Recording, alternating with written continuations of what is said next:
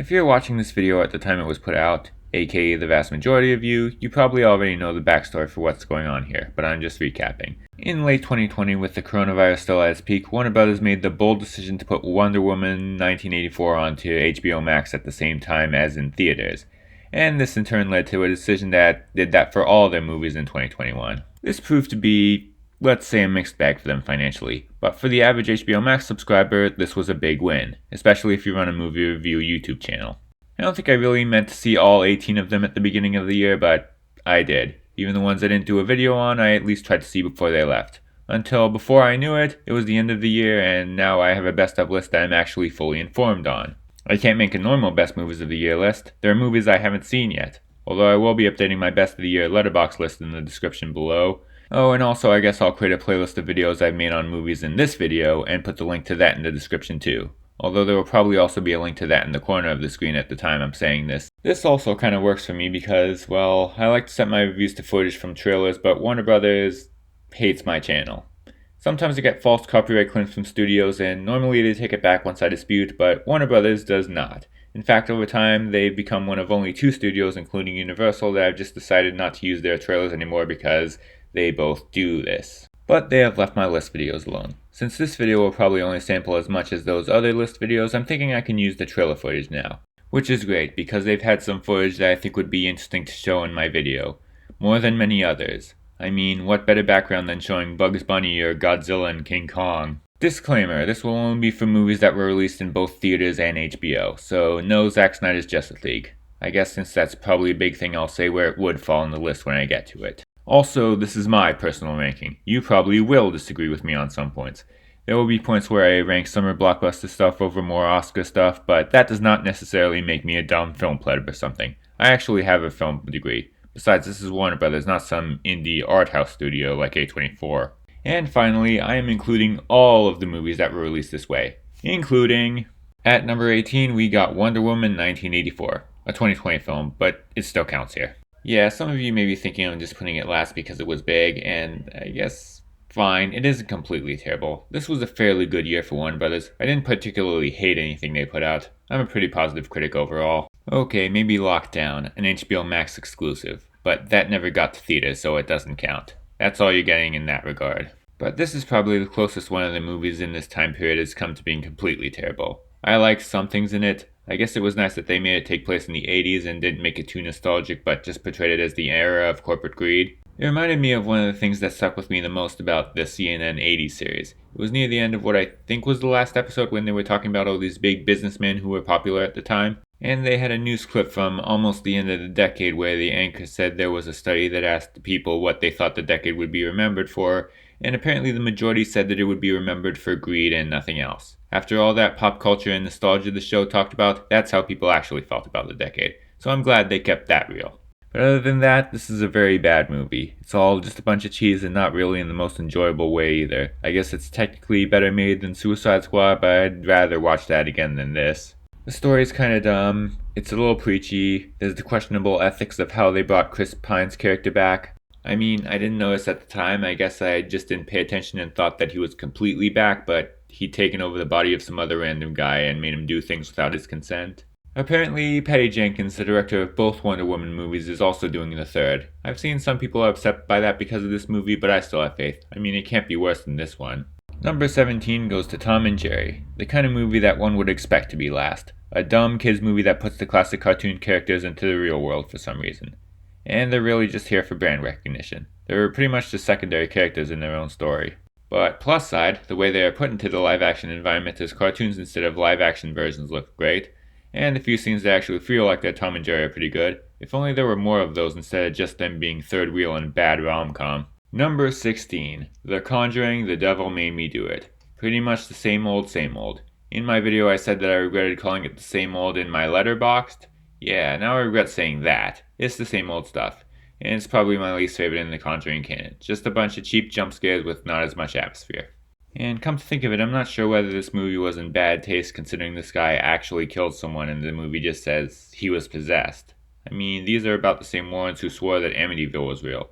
I'm not saying I know for sure that the killer wasn't possessed by a demon, but come on.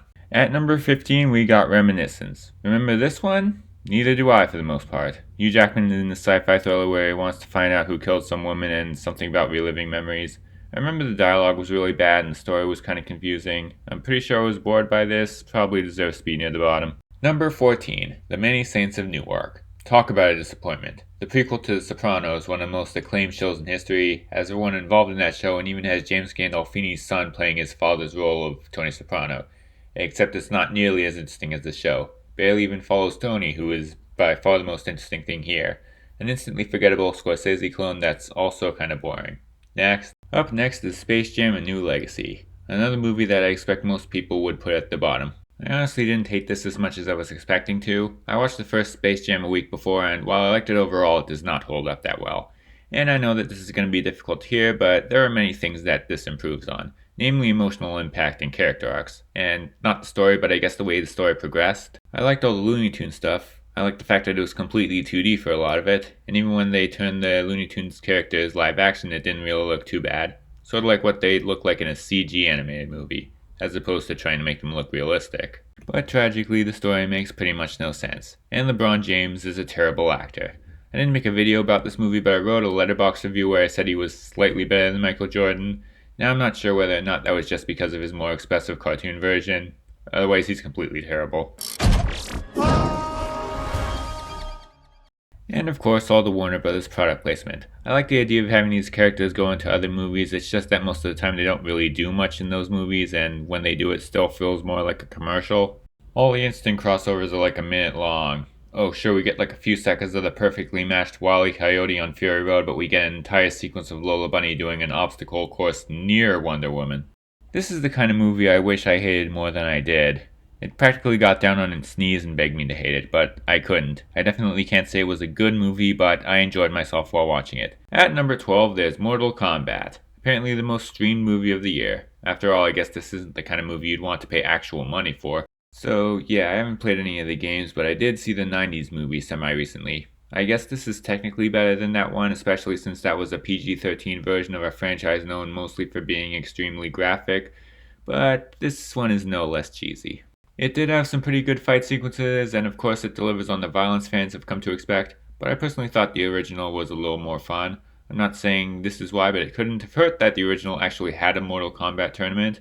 Either way, I guess the two are pretty much on par with each other. Neither of them are very good, but they're great for turning on with friends, probably while drunk, preferably for free. And now for the first one on this list that I thought was actually okay. At number 11 is The Little Things. The first one actually released in 2021. The detective drama with Denzel Washington. Jared Leto was nominated for a Golden Globe for his portrayal of the bad guy, but other than that, it's just okay. Pretty much all I really remember about it is the basic outline of the plot, how good Leto was, say what you will about him, he got it right this time, and how stupid the characters were in the end, which is more than I remember about some other movies. I think I've heard some people online say that they thought it was boring. I don't even remember. I guess it wasn't that bored, but whatever, this one goes here. And now we're in the top 10, although since this is out of 18, that would mean that most of these movies would be here.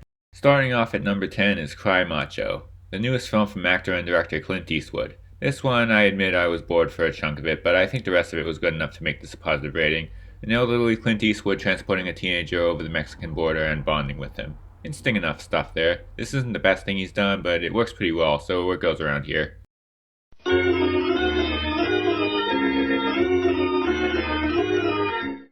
Greetings, theater attendees. Consider this. The active human body can generate up to 12,000 BTUs of body heat. The point is, to keep generating all that energy, your body needs to be replenished. So, drink your Powerade. We have quotas to meet.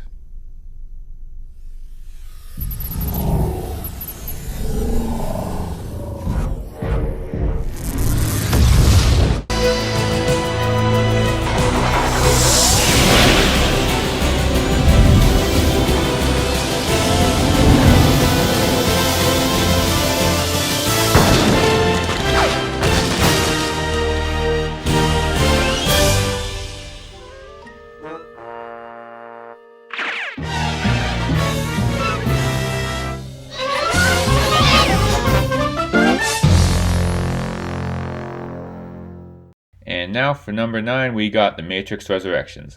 the third sequel to the Wachowskis' action masterpiece, the last movie to be released this way.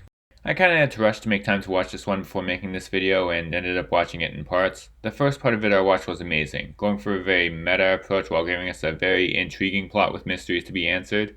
But once I got back to it after that first half hour, it became less cool. Not bad, just not as good. Once they actually explained what was going on and he took the red pill, it became a little less interesting.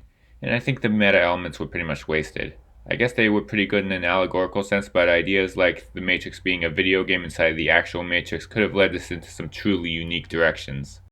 But either way, this does not skimp on the signature Matrix action, and the meta allegory, while kinda disappointing, was still very interesting, and I might be interested in looking into it a little further. This might be my favorite of all the Matrix sequels, although it's been a while since I've seen Reloaded, so I don't think I can say for sure.